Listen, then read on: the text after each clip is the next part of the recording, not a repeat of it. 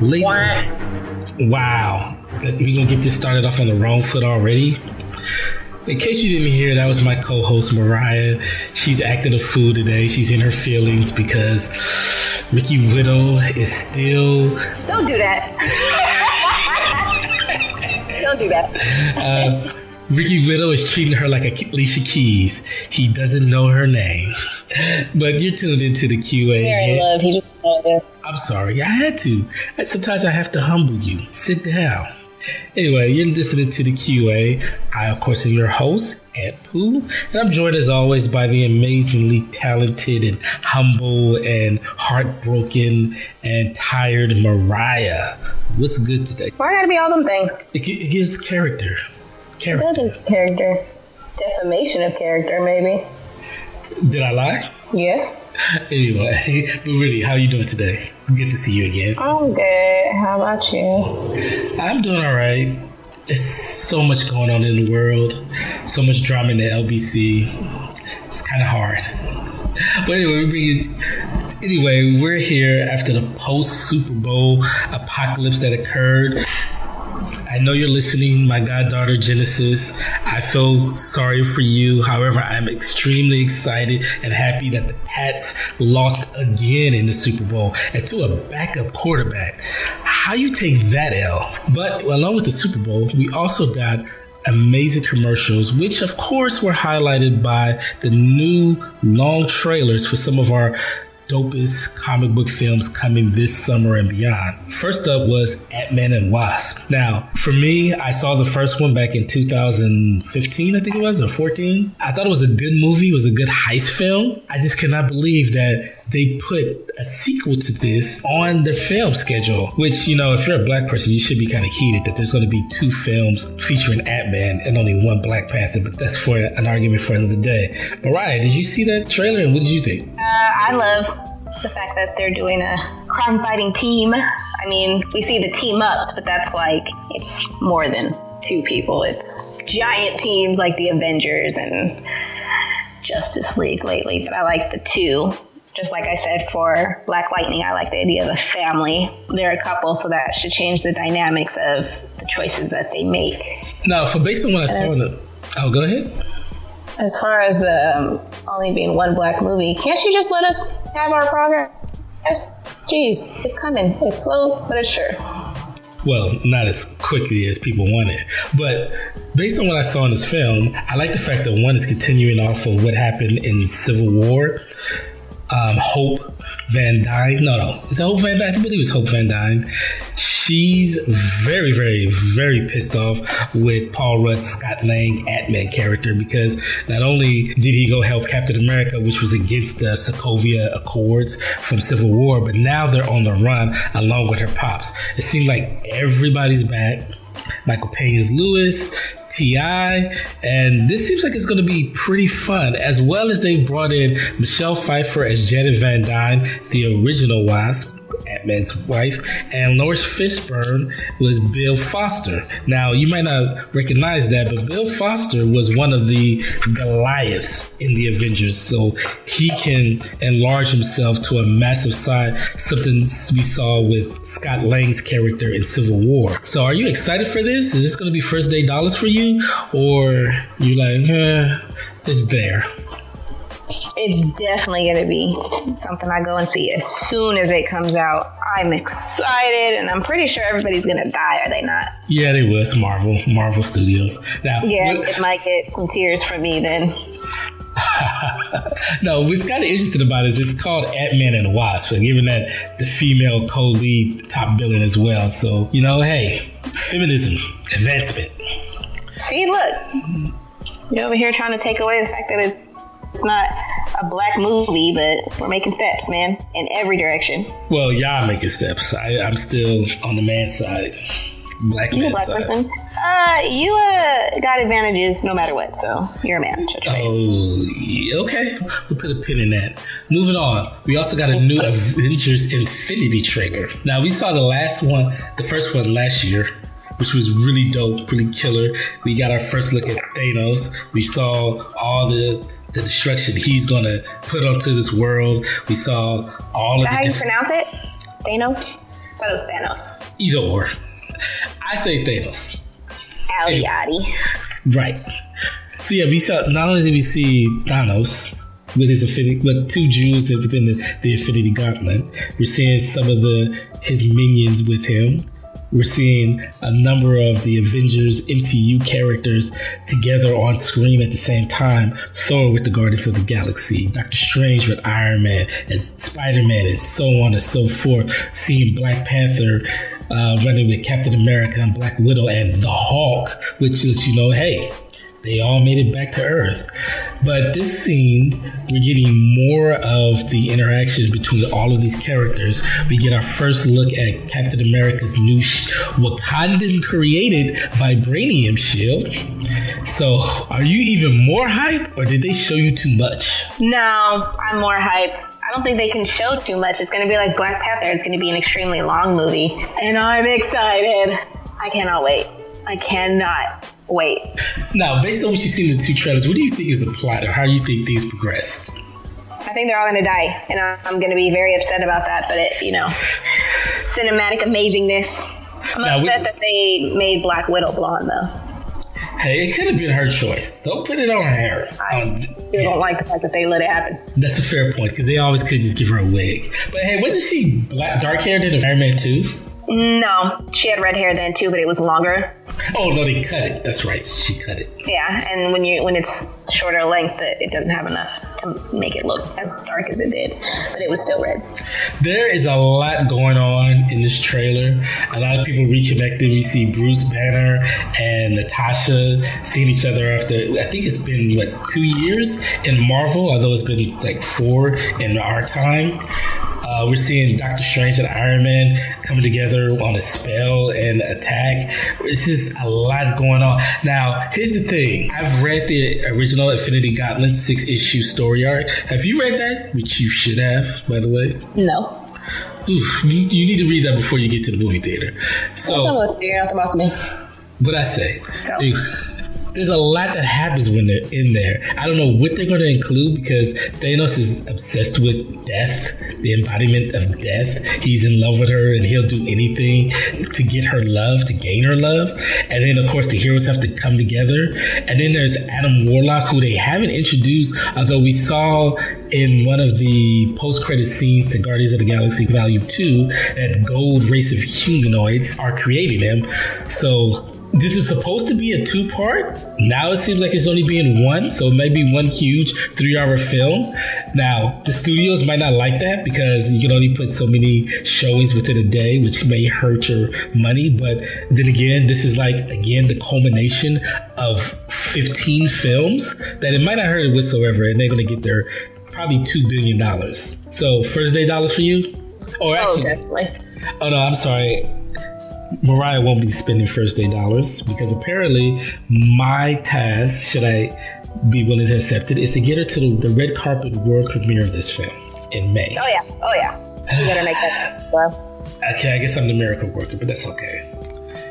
Now, last but certainly not least was the official teaser trailer of Solo, a Star Wars story. Now, this movie has been much maligned. They've changed directors. They have a new Han Solo, who a lot of people are not that sold on. They got Donald Glover to play Lando Calrissian, who, damn, he is pulling that off. People, so you gotta understand, in 1980, when Billy D. Williams played Lando, Billy D. Williams was the coolest motherfucker in the world, or at least one of. He was. So for any black man now to try to step into, because you're not just stepping into Lando, you're replacing an icon, a smooth, swagged out icon. But just in a couple of 2 seconds, as Mariah would say, yes, it was a couple of seconds, he looked like he's up for the challenge and is going to pull it off. Based on what I saw in the trailer, I like the fact that it doesn't look like a Star Wars film. It looks somewhat different. They're giving us new things, new choreographed fight scenes, new choreographed gunfights. But I have a problem with the Han Solo character. That guy, he opens his mouth and he just does not exude the same aura, the same charisma as Harrison Ford playing that role. Now that's asking a lot because, it's Harrison Ford. That's Indiana Jones. He is Han Solo. But if Donald Glover can somewhat make you think, damn, he can do Billy D. Williams' role, this guy needs to come with the same energy. And yes, I know it's just a trailer, but he's not convincing me. Mariah, what do you think? We need to give props to Donald Glover in general, though, because that man is just ridiculously talented. So I'm pretty sure whatever he puts his mind to, he can do. But as far as Han Solo, I think he does a pretty good job of embodying his kind of know-it-all, smart-aleck way. But again, it was a very short trailer, and you got to give it time. You gotta wait till you get more. Wait until the movie comes out and see how you. Now the problem with it is that a lot of Star Wars fanboys are already panning the story because they believe it's going to be the telling of the Kessel Run. Those that don't recall, in Star Wars A New Hope, Han Solo says about the Millennium Falcon that this is the vehicle that made the Kessel Run in 12 parsecs. So everybody believes this is what the story is going to be about because, of course, that's what they did with Rogue One. It was a story about how the rebels got the plans for the Death Star. So this could be, again, a redo of that type of, a retelling of that type of story. However, the other thing is that I just hope that they don't stay too close to what's already been put out there. Because that was a problem with the trilogies, and to some part with Rogue One, is that, okay, everything has to lead to what's already been put on film with the original trilogy. And I'm hoping that they back away from that and just tell their own self-contained story that adds to the legacy of Han Solo without saying, okay, this sets up what you saw earlier. To me, that's kind of lazy storytelling. They're not giving new writers chances, if that makes sense. Like, we make a lot of movies about books that have been published, and because we're making so many remakes, they're not getting their chance. No, I'm kind of confused about what you're saying. So are you saying you like the fact that they're making these movies off the books, or that you said because there's so many sequels is not allowing them to find these books to make movies off of? I'm saying the latter. There's not enough because they're making so many sequels. They're not giving chances. And this is where we diverge a little bit from our initial topic. This is why I have a problem with Fox selling their stuff, and in particular, Disney buying it, because it's one less creative studio, production house, where you can take your idea, your content to get made. Because let's just be honest, with Fox being bought, Fox's studio and their TV networks being bought by Disney's like, we only put out 20 movies a year. Are you really think they're going to up that to 25? And if they do, you really think it's going to be new properties and I'm just using this in the past, but like a Hunger Games, like a 50 Shades, like a Maze Runner? Or do you think it's going to be proven Fox properties like Predator and Aliens and Avatar? Yeah, I see your point now. I get it. They stick with what they know. Disney's a really exclusive club. It's super. What they have, as they would say, recognizable brand properties. Yeah. Well, I'm hyped for all three of those movies. Well, okay, actually, I'm hyped for Avengers and Solo, Ant-Man and Wasp. I go see it because, of course, I'm a comic book nerd, so I gotta go see it. How dare you? Get hyped.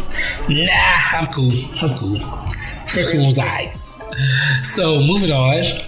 This is one of my favorite whipping boys, Quentin Tarantino. Now, I've been saying for years, this nigga ain't shit. And yes, I said nigga, because he likes to say nigga, so I'm gonna say nigga. He likes saying nigga so much, he said it 227 times in that nigga ass movie, Django Unchained. Yes. Is he a black guy? No, of course, Quentin. Well, he think he might be. No, I was about to say he think he black, but nah, he know he ain't black. Nah, I'm asking because I'm one of those people that don't pay attention to the way people look. I know them by name, not by face. So I have no idea what this man looks like. Quentin Tarantino. No, that ain't a brother. Anyway, he's the guy who's done Pulp Fiction, Jackie Brown, Kill Bill, Django Unchained, all of those good movies. However, he's in the news because of his association to Harvey Weinstein and the accusations by Uma Thurman forced upon him that, one, he's somewhat complicit in Harvey Weinstein's and a number of his sexual assaults and his sexual harassment, and two, because during the shooting of Kill Bill, she feels like he forced her to get behind the wheel of a car that she was uncomfortable driving. And while she was driving that on a winding sandy road, she lost control and crashed into a palm tree. Now, I always thought Quentin Tarantino was a piece of shit, but reading her account of how he persuaded her, coerced her into doing this, I just was like, damn, you're a fucking ass. And then further, she lets you know just how much of a creep Tarantino is because she says in the film, there was a scene where one of his characters, the Viper's characters, was supposed to spit on Uma Thurman, her character, the bride's face. Yeah, I remember that part. Apparently, that was Quentin Tarantino spitting on her. And also, a scene where Gogo, who was the bodyguard for another member of the Vipers, she was choking her with a chain. And apparently, that was Quentin Tarantino's hand choking her with the chain. So what they pretty much are saying is this dude is a sadomasochistic, I believe I'm saying that word right, into some really heavy S&M type shit. Now, I don't doubt that because if you watch his films, he has an obsession with women being beat, women being raped, women being in perilous situations, women being demeaned, women's feet. The niggas. He has an obsession with niggas, saying niggas. So, as a young woman growing up in this new Hollywood where women are getting more empowered, what do you think about this, Meriah? How problematic is this? I can't really put my input in there because I'm not in that position. This is her job. She gets paid for this. Now, depending on when in the taping it was done, like if it was towards the end, I feel she could have said something because they're not going to spend $1 million to retape every scene she was in. But if it was towards the beginning, I can understand why she wouldn't have said something. What's bothering me is that it's been years and years and years since this stuff has happened. Everyone's coming out the woodworks like this and this and this and this and this and this. And some of them are bullshit, like the Aziz Ansari. I don't know how to say his name. Like that one is bullshit. You're taking away from what we need for other people and their real life problems. Like what you had was it was bull. I'm so glad you said that, not me, so you can send your hate mail to her. But I'm gonna go to Quentin Tarantino, then we can go to that Aziz Ansari. Let's put a pin on that one. Now here's the thing. I see the argument of why did they wait so long? Why did they keep quiet? This, that, and the other. But here's the thing: when you're in that Hollywood machine, speaking up, saying something can really be detrimental to your career. Look at Terry Crews. He's speaking up about a powerful agent, not even a studio head, an agent, and he had Russell Simmons coming for him until Russell Simmons got exposed. He's had a number of different things occurring with him that's a result of him putting the story out about how this man groped him. And you got to take in the fact that now, Uma Thurman, let's just be honest, she's never been A-list. What? You think Uma Thurman's been A-list? I mean, you say her name and you know her, so I would assume. Okay. You say Kim Kardashian. Is she A-list? Yeah, unfortunately. Wow, okay. We disagree on that. But I mean, the thing is, I do not believe she has the power. And on top of that, what she alleges in this film is that he used their friendship, this fascination with her, to leverage her to get what he needed and get what he wanted done. So as you would say, emotional abuse and even some gaslighting. Yeah, like I said, I can't really say much because I have no idea. I'm not in her position. That is her job. That was a major movie that she was a part of. I can't say it wasn't in jeopardy because I wouldn't know. Well, if she was in jeopardy, she crashed. She actually did ask for a stunt person to do that scene, and he said that it would look better with her, and did tell her how fast she needed to go so her hair would blow in the wind and look good for the camera. Yeah. But that's what I'm saying. I'm not in her position. She asked for a stunt double. If she was in a better position, she might have been able to be like, I don't care how it'll look. I'm not going to do that because I'm uncomfortable doing it, is what I'm saying. That's what I'm saying. I can't say much because say they taped that like first day, she has to do it. But if they taped it towards the last few takes that they were taking to wrap up the movie, then she had that choice to say, no, I'm not going to do that because I guarantee you they're not going to fire her and try to replace her with that many takes of her because she can sue them and it would go upright and tits up, man. It would just go tits up. Okay, I'm going to need you to let me know what this phrase tits up means. It's an English phrase. Basically means like everything went wrong. You know, I'm obsessed with everything English. Okay. The English. It's like what they say. Because I don't understand how. It's slang. It's one of their phrases. Tits up. Okay, but I'm just trying to understand because when I think of tits, I think of everything being good, unless you see some really horrible ones. So I'm trying to understand how. Oh man, it got fucked up. Yeah, tits up. That makes sense. It's weird, but I love it. It's awesome. Everything about that is great. Alrighty. Now, moving back to Aziz Ansari. Now, this happened a couple of weeks ago. Actually, I believe I think a couple of days after the Golden Globes. An anonymous woman named Grace, under the pseudonym Grace, 23-year-old Brooklyn-based photographer, recounted a date she had with Aziz Ansari and it proclaimed it turned into the worst night of my life. Now, men and women are divided on this retelling to writer Katie Way about this sexual interaction that occurred with Aziz Ansari. So what they're stating is that from pretty much the middle of the meal to when he put her in a car, what is consent and what is coerced consent, and how men make women uncomfortable to the point that they relent and give into sexual encounters. She goes about retelling her interaction with Aziz Ansari, where he was trying to have sex with her. She was giving off signals that she was saying no, but he kept pursuing her. It ended up being that she gave him fellatio.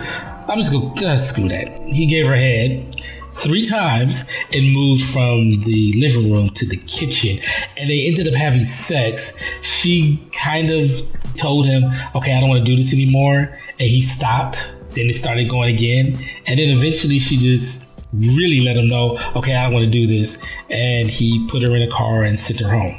Now, as a man, they say the complaint being levied is that she didn't give verbal consent to any of this. And that no, it wasn't sexual assault, but sexual misconduct. Either way, it's really giving a taint to Aziz Ansari from someone who's anonymous. Me as a man, I don't think I've ever had sex with anyone that didn't want to have sex with me. I'll just say that. I could be totally wrong, but I've either received verbal consent or they were the initiator of the sex. I grew up in a single mother household, so it was pretty much rammed in my head. You treat a woman like a lady, sexual consent, blah, blah, blah, blah, blah, blah, blah. So I always felt like I made women feel comfortable that you come back to my house or I'm at your house or we're at this hotel room, that sex is going to happen unless you tell me no. And I think men, we have that. And from what I'm reading, I'm seeing in tweets, I'm seeing in articles about this, is that, you know what, that might not be consent. But the other thing is that, and Meriah will get into this far greater than I would, is that how this is becoming part of the whole Time's Up movement, where women are legitimately accusing and exposing these men in powerful positions, not only in Hollywood, but in politics, in sports and whatnot, of how they're abusing their powers to take advantage of these women in sexual situations. Meriah, what do you say about this entire story? Well, like I said before, I think it's bullshit. Whoa. This is coming from not only a woman, but a woman. Hey, hold on. Are you okay, sis? Like I said, this is coming from not only a woman, but a woman who has a son. What bothers me is, first of all, of course, I'm going to raise my son. I'm going to raise him to ask, like, you know, are you sure? Or is this what you want to do? Wait, I'm sorry. I don't mean to cut you off, and I hope you keep your train of thought. But here's the thing: you say ask. Now, I was going to say that. I know he didn't ask. Yeah. Now, you have a son, right?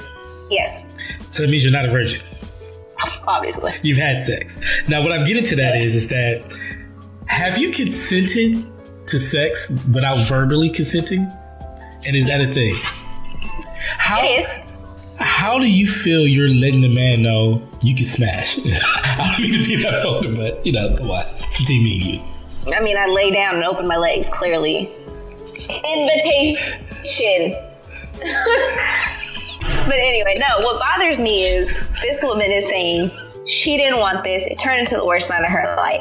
What bothers me is, first of all, this guy he's not your boss. He's not your boyfriend. He has no leverage over you. He doesn't have your sex tape. Like, I don't understand why you didn't feel you could just come right out and be like, I don't want to have sex with you. Clearly, you see that's what he's going for. And you're saying, oh, I didn't really want to. I gave him so many verbal cues. I mean, not verbal. I gave him so many cues that he should have picked up on. Okay, there is no way to misconstrue, no, I don't want to. But you never once verbally said no. You were just like, I'm not feeling it, or I didn't want to do this right now. But then at the same time, when he pressed again, which is not a crime to press, I mean, no, and I'm not saying in a sexual matter, people don't always take no for an answer. Like, you pitch a story and someone's like, well, I don't know if this is, something that we're looking for. Well, let me tell you why this is something you should look for. Like, it's human nature. And when they pressed again, you just decided to get on your knees and give him head? No. You say, you know what? I'm not feeling it. But you wanted to have an experience with a star. I'm assuming because you kept going with it. And because it's a star, because I guarantee you, if it wasn't a star, they would have said more. And then all of a sudden, you're going to defile his character by saying that it's the same thing as revenge porn, honestly. Okay. Next day, it's like, oh, I'm glad, obviously, he didn't pick up on your cues. If you realize that because he kept pressing, you should have made yourself clear. Like I said, he didn't ask, so I get where she's coming from to a certain extent. But if he didn't ask, it's your responsibility as the person who is getting the action against them, as the person who's uncomfortable, is to say something. Just like I will tell my son when he gets older, like, you need to make sure. If you're not sure, you need to ask. Even if you are sure, ask. If you're about ready, she's laying underneath you, legs open and everything, you need to be like, you know what, are you sure? Because all these people coming out the woodworks, and it doesn't matter I mean, women have been doing this for years. There's boys out here that have had sex with girls who are under 18. And they get, put in jail because this girl's mad you didn't call her back or something. And I don't think that's fair. It's really not. And once somebody's accused of that, it never goes away. It doesn't matter if it was proven not guilty. It never goes away. And in their business, they can't have that against them. Now, I want to back up just a couple of things and touch on a couple of things that you stated. On the one hand, and I have to ask, and I'm sorry, you put it out there, so I have to ask, pause. Have you been in a situation where you weren't looking to have sex with the person, and you kind of was like, and he kept pressing up on you, and it ended up leading to sex? Not in that manner, no. I mean, my first ever convinced me that I needed to if I loved him, but that's a completely different. And I was young. I was like 16. I was impressionable. I didn't, that's a topic for something else, though. As far as somebody just keep pressing, and this is, again, coming from a woman, I was taught to be firm. Like, I'm going to let you know right now, this is not what I want to do. I might come back to your house, but as soon as you start putting the moves, if that's something I don't want to do, it's going to be like, you know what, I'm good. I have the choice to get up and leave. He did not use any physical force. Wait. Here's the thing. Here's the key thing you should say. It's not that he didn't. As she described, he didn't. So it's not like his account. It's her account. Yeah. She's even, which I give her props, she's even saying, well, yeah, I finally did it. I got on my knees and such as it. Like, you're admitting right there that you gave some type of consent. It's an action you performed. You have to continuously do that. Even if you push your head down that way. Right, you will. Right. And if it was like, if you felt that uncomfortable or that forced, like you couldn't say no and you had to put that in your mouth, you could have bit down. Guarantee you have a question. Then if you didn't want to verbally say it. I have a question, but I don't really want to know the answer to that. I want to know how easy. No, I just want to know, how easy is it for you to just jump down? Very easy. Yeah, I hate y'all, by the way. But then I want to bring it back to this other part where you said having sex with a celebrity, with a powerful person. Now, you've been around some circles. You've done some acting. You've looked at some videos. You might have seen some things. You might have been in that situation. Now, are there still women that look for that star notch on their belt? Is that how big of a thing is that? Because I know as a man, we think, I'm just going to tell you, as a man, we see a fine, big booty chick, and we don't use that word chick either. You know, we want to smash that and be like, yeah, I did that. Is there an inverse of that for women? There's still a very big market for women who are looking to get into that lifestyle. Rich and famous, that's the thing.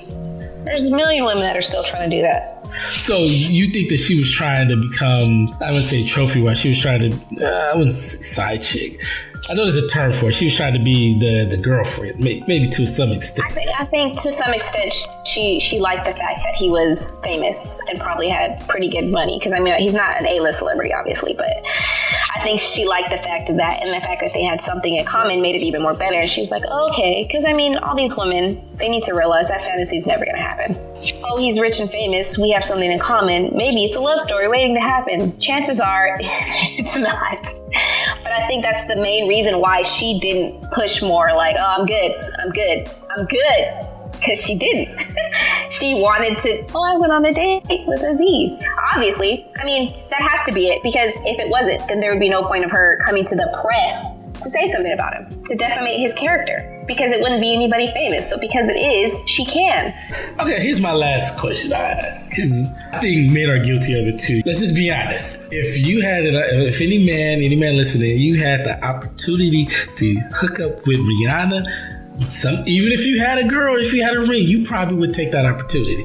But let's just be honest. If you were in the process of hooking up with Rihanna and you saw in her breath stank, maybe, the BO wasn't on point, or it was just something that made you like, I know I shouldn't, but damn, it's Rihanna. Do you think that might have been what it was? I'm going to say, I don't know what it could have been with Aziz, that maybe, hey, here's a star. It's Aziz. She really likes him. She was into it. But then when she got in that moment, it was something that made her think, I'm not feeling it right now. I want to, but this or that is making me give pause to not smash. Yeah, very likely. There it goes. That's a woman saying that. So I put it out there. Well, I'm sorry. I'll never understand why these women just can't say no. Why there's so many accounts coming out, and some of them, I just don't think hers fits into the category of Me Too or the sexual abuse or any of that. That all these other women are going through a lot worse. She's just jumping on the bandwagon to me. Well, there's nothing that I can say that won't make me sound like an ass. I just, based on that account, I feel that Aziz didn't do anything wrong. Now, if there's more information that does come out, I'd be more than willing to apologize and say I was wrong. But based on that account, which a lot of women and some men are saying is part of the problem of rape culture, I really don't see what he did wrong in that situation. Me either, besides being a careless asshole. How was he a careless asshole? I mean, if he was really being as pushy as he was being, physically just, we should have sexually driven minds. Now, to be fair, we don't know. And I don't mean that in a Bobby Boy way. Now, to be fair, we don't. They feel. Now, to be fair, we don't know what this woman looked like, so it could have been like, God damn, I really gotta. That doesn't make it right, though. It doesn't. I can understand. All right, so moving on. Clearly, she's not in it for too much fame because she didn't put her name out there. That is true. But with good publicity is bad publicity too, so she was smart.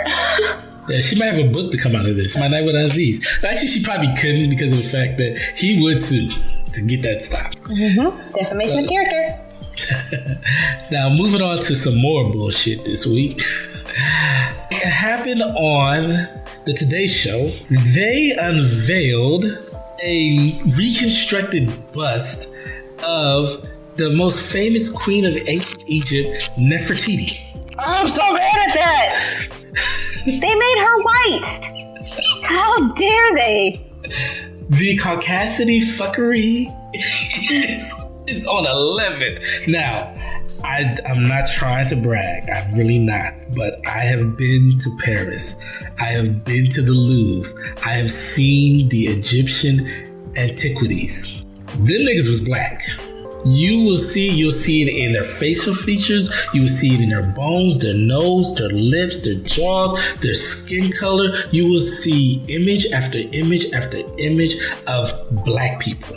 Now, I've actually seen people say, well, all they had was the color black, or all they had were dark colors. It's not true. And I'm like, get the fuck out of here. Come on. But you are not going to have the ancient Egyptian antiquities on display for all to see and then pull this bullshit on the Today Show and say, we reconstructed her face. And this chick looks like the Jewish mom from Everybody Loves Raymond. They're talking about she looks like Barbara Streisand. And I was just like, are you kidding? She has this big, and I'm this is not an attack on anyone's ethnicity, but this is the best way to describe it. She has this big Jewish nose. She has these wide, light-skinned eyes. She has these small white people lips. She has a butt jaw. What is a butt chin? Whatever they call that, a button chin. She has this, and I'm just looking at that. That is not a black woman. She has these huge ears. And they're saying they reconstructed it based on the science. See, this is why I don't put all my whole faith and trust in science, because they will fuck around and let you down like any other nigga out there. Well, let's be 100% like open-minded. Say she was a Caucasian woman, which we all know she wasn't. Even if she was Caucasian, her skin would still not be that light, because Egypt is a desert. It's literally direct sunlight, and even white people get darker. The science says that... Science is bullshit in this case. No, I was going to say the science says that lighter skinned people would be in colder climates. Darker skinned people would be in hotter climates. Predominantly black people in Africa way back in ancient times, because their skin adapted to fight off the sun rays, because it was fucking hot. It was a desert. That's why you go to Russia and China, those motherfuckers are white, because they don't get as much sunlight. They didn't need melanin to protect them from the sun rays. They actually needed the sun rays to fucking keep them warm during the day. Yeah, that's why they get burnt and we tan. Exactly. It's a defense mechanism. It's evolution. It's amazing how we want to believe in evolution, except when it matters. I'm so mad they did this during Black History Month. Like, they just can't let us have shit. Like, why? But and here they go with this shit again. And all it's gonna do is it's gonna empower the alt-right to say, see, the niggas was taking credit for the pyramids all these years, and look at that great pale goddess. Egypt was in Africa. She's African. Well, that's enough for all of our topics. Moving on to our quick hits. Meriah. So, thousands of DC fans are planning to sabotage the Black Panther and some bullshit to audience score on Rotten Tomatoes. They have band together on Facebook to attempt to take Black Panther's audience score on Rotten Tomatoes. If they really have nothing better to do than something like this, it's really sad. And due to the sudden rise in those disgruntled with Disney's business practices, amongst other factors, especially due to the corporate manipulations, which created the falsified bad press for the DCEU. It's quite sad, isn't it? Very. Now, here's the thing. DC versus Marvel, I just don't understand the fanboyism in this, because it's all... First of all, none of y'all own stock. None of y'all got shares in either one of these. So why are you going this hard for one over the other is baffling. And here's the thing. When they say rising tide lift all boats, one bomb can scorch the earth. So if you go after Black Panther, which I'm just going to say, it's also some fanboyism and not some racism shit. If you go after Black Panther and that shit bombs, you know what? They already looking side-eye at DC's property. And DC's still adjusted. What Image Comics have gotten films? What Dark Horse Comics have gotten films? And then you want to go after Marvel? So if this tanks or isn't good, this could tank the superhero genre, which is, like you said, is a golden age. We're never going to see this many comic book film properties in our life again. Disney's supposed to be buying Fox, which means what? All those X-Men and Fantastic Four films that people have planned are going to be cut in half, if not rolled into one a year. So you're going to get that cut off. And oh, by the way, Kingsman, which is a comic book property, it's either going to get retooled or they're going to say, you know what, that box office for the last one, we're good on it. But let's go to the racism aspect. Didn't we just have Thor? Didn't we just have Spider-Man Homecoming? Didn't we just have Guardians of the Galaxy and Doctor Strange? Can you remember a petition to fuck up its Rotten Tomato score? Oh, you guys can't see this, but right now, because the reviews have been the embargo on the reviews have been lifted, Black Panther sits at a 100% Rotten Tomato freshness rating. Now, that's not the audience rating. However, it's at 100%. Now, hopefully we ain't going to get like we got with Get Out, where there's going to be that one lone critic that gives it a bad review. And sadly, it'd be a brother on top of that. The racism aspect of this. Why is it the black film that you're going to do this with? You've had 14 Marvel films to go after, but it's the black one? Yeah, your racism is showing. I see it. I do get the DC against Marvel, though. I get what you're saying. I'm just saying. DC, so far, their movies have not been up to par. As far as the comics themselves, yeah. It's all a comic book universe. I'm going to need them to just knock it off. And this is coming from a Superman fan. Which, speaking of, I know she gonna get hyped about this. Another Superman property is coming to television. I don't know how many times or how much they can mine the Man of Steel for, but goddamn it, we about to find it. DC Entertainment with Warner Brothers Television just announced that they're gonna produce a new TV series called Metropolis. Now, here's the hook. Ain't no Superman in this, B. This is going to follow Lois Lane and Lex Luthor. I got to know, is this going to be on your DVR? Or should I even ask? Of course it will. If it has anything to do with the storyline of Superman, it's going to be. But see, the thing is, like, Superman. Now, have you watched Gotham?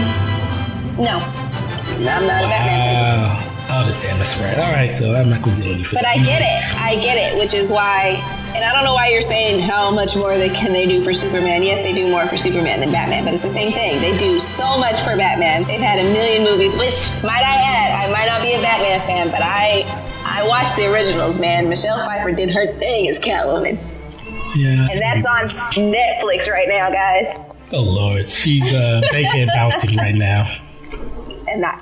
Anyway, but yeah, I'm definitely going to be watching it. It'd be nice to see the other points of view besides just, Superman. I mean, they dig into it a little bit of how Lex Luthor got to be Lex Luthor in the Supermans, but only the bad parts. I'd like to see all of the parts that makes Lex Luthor Lex Luthor. Now, here's the thing. I watched Smallville. I love this. Love it! Tom Welling.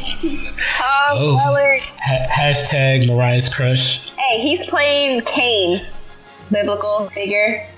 But he's playing Cain in Lucifer, the TV show. The immortal, punished by God and sent to live forever on Earth. Yeah. I'm gonna go ahead and go sidetrack here. I'm gonna let you know, any of you actors out there that get a script from your agent saying, "Hey, you can be the new Superman," pass on it, because I cannot think of one Superman that has done shit since then. Hey, Tom Welling and the new Superman is amazing. Okay, they are, but I'm just saying their careers aren't that great after being the Man of Steel. George Reeves, Christopher Reeves, Tom Welling. What's the guy's name that did Lois? Dean Cain. He's famous for that, but yeah, what has he done since then? Been awesome. He's the original Superman. And Dean Cain, he's a Republican that voted for Trump, so he lost his mind. But you don't get to talk because Ben Affleck is Batman now. So moving on to our last one. Well, former UFC starweight champion Ronda Rousey made it official that she's a part of the WWE. Showed up at the WWE's pay-per-view event, the Royal Rumble, after WWE superstar Asuka won the first ever Women's Royal Rumble match. Are you excited about this? Are you excited about her joining the WWE? First off, it's Asuka. Whatever. Get it right. Second of all, I'm kind of lukewarm on this. Here's the thing. I watched her. She was dope as hell in MMA. She won her first 10 matches, most of them within the first minute of the first round with arm bars. And then what happened is she thought she was a boxer. She got out of her game and she got mollywopped in her last 2 fights. Now the problem with that is that she didn't just lose, she got her ass fucking kicked. Now that's MMA and this is WWE, but my problem with that is it's like, damn, that aura of being this badass fighter is fucking gone. And on top of that, I don't think she can talk. Because you got to be able to do a promo and get people hype and be able to talk shit like, yeah, I want to see her whip their ass. Now, the thing that she has gone for is she really is an athlete. She's a bronze judo champion. She went in there and whipped people's asses. I'm a little bit hyped, but long term, I don't see this being that great. I think it's going to be a hard transition from real fighting to show fighting. See, the problem is the WWE is they don't really like people to do their own thing. They like them to do WWE. You have to do this type of match and blah, blah, blah. And it's like, okay, that's not her strength. I mean, we'll see. WrestleMania is going to be her first match. I'll be there, and we'll see how it goes.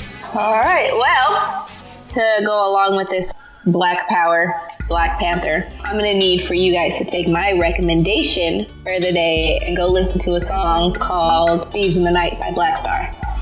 Ooh, look at you going old school with the hip hop.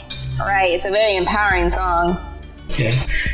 And my recommendation is going to be black as well. Y'all need to go back to the mid-90s, go to Milestone Comics and read the entire Icon series. Icon is, for lack of a better term, the Black Superman. He's a visitor from another planet, except he landed here during slavery, and he's been here since then. And what makes it interesting is that he's totally on respectability politics. He believes, we can lift ourselves up from our bootstraps. He's a conservative Republican because, the Republicans freed the slaves, so he's stuck with them. And he was kind of like taking hands off until this black woman, which you'll like that, found out who he was and the abilities he had and said, my dude, you can be doing more. You should be a symbol and a superhero for black people and change the world. Go read this series. The great Dwayne McDuffie put this together. For those, if you don't recognize that name, he's the guy that put together the Justice League and the Justice League Unlimited series. So if you love that, this is the guy behind it. He launched Milestone, which gave us Static Shock. So this is what? Yeah. Oh my God, you didn't know this? Wow. See, gotta keep teaching these young millennials. Learn something every show. So yeah, go read that. You're not the boss of me. Oh, here I am. And that's going to do it for us. But before we get out of here, Meriah, where can they find you online? You can find me at AKA Raya on Instagram and Snapchat, and I'm Meriah Hudson on Twitter. Hold up. Before we get out of here, I want to see how many Twitter followers she has. And how many... I only have like 10, okay? Don't rub it in. Don't be rude. I'm going to rub it in. Let's see. I just started it, guys. That's no excuse. It's a very good excuse. I just started it. You only have 407 tweets. That's a lot for someone who just started. That's not good enough. That's good enough. And you can find me at Antpooh on Twitter and Instagram. As we say every episode, from the homie Michael D. Working like a job. Peace.